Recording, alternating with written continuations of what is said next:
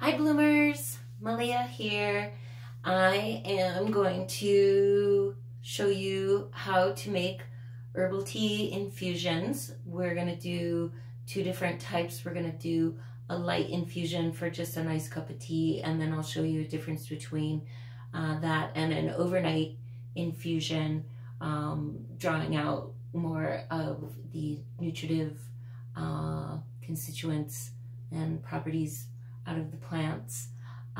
This month's bloomer package, spoiler alert for any of you bloomers that decide to watch this before you actually get your package, is the tea Rose and Things tea blend this month for a nice tea ritual for self-care and self-love.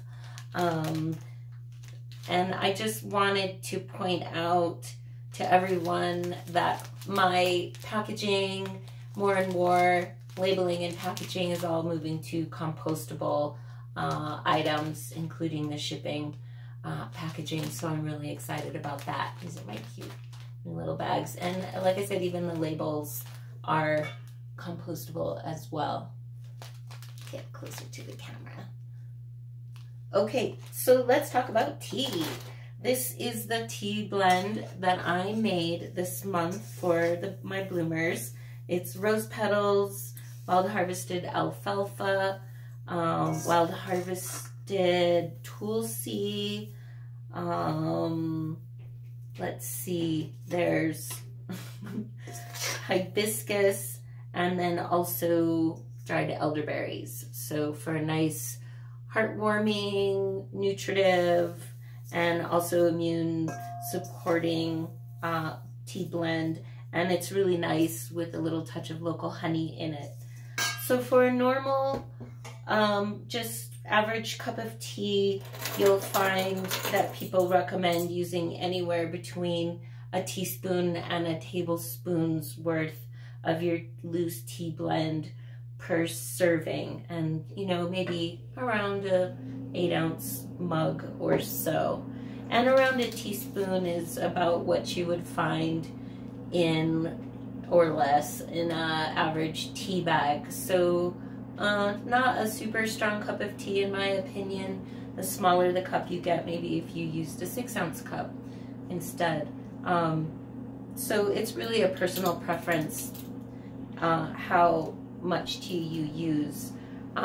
These are nice loose tea bags that are available. You can put like a tablespoon's worth in these.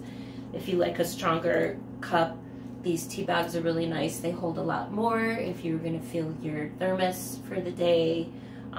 These work really well. And then there's also some really nice versions that just fit in your cup, and you can really decide how strong of an infusion that you want. Mesh bags, and of course don't forget the tea ball. I don't use these anymore. I find they leak the loose herbs a lot, so I like either these baskets or these types of tea bags. And then if you're using, so let's put a tablespoon.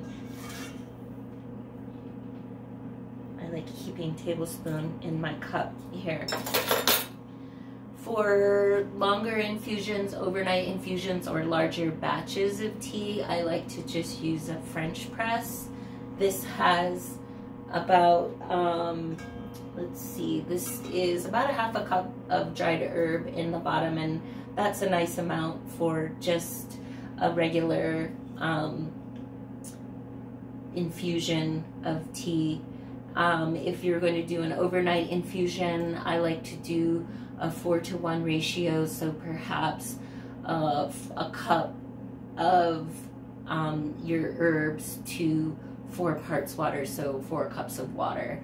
And that fits nicely in a ball jar. You want to be careful about pouring boiling water into ball jars. They can explode, especially if you do that over and over again. That's why I do like to use the French press for that, because it's made for pouring boiling water into it. You can also do your overnight infusions just in a simple bowl. You can put your cup of herb in here, pour your 4 cups of water, cover it with a plate, and just leave it overnight to cool. This is also, you can do this for overnight infusions. The key part is covering it and letting it sit for several hours, and then straining it. And by doing the longer infusions, especially with the more nutritive herbs like nettles, red clover, alfalfa, which I put in here, milky oats, there's other nutritive herbs, then you'll be able, with those longer infusions, you'll be able to pull out more of those nutrients that are in the tea that support just general well-being. And those are the types of teas that are recommended you do daily to get your nutrients from the herbs. I particularly like nettles and red clover for those reasons.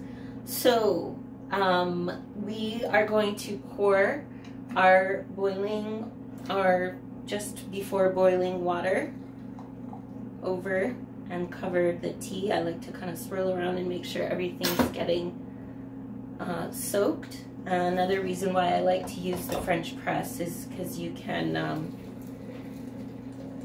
pull the plunger up and down and make sure that you're getting everything mixed in. And so for a standard infusion, you can let your tea sit for 10 to 20 minutes.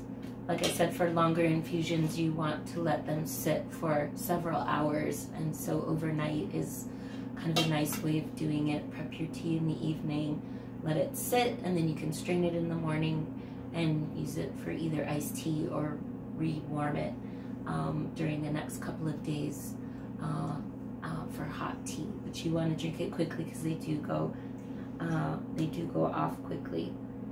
And I'm just gonna kind of plunge this up and down, and we've got our tea steeping. When it's done, you can plunge it down. This is getting a nice red color into the tea. You can see it. There it is. And like I said, I'll add a touch of local honey from our guys at B-Side Bee Farms. They have their hives in our backfields and in and around hygiene. So I hope that was informational and you enjoy your tea blend, and thank you very much for being a bloomer. It really means a lot to me.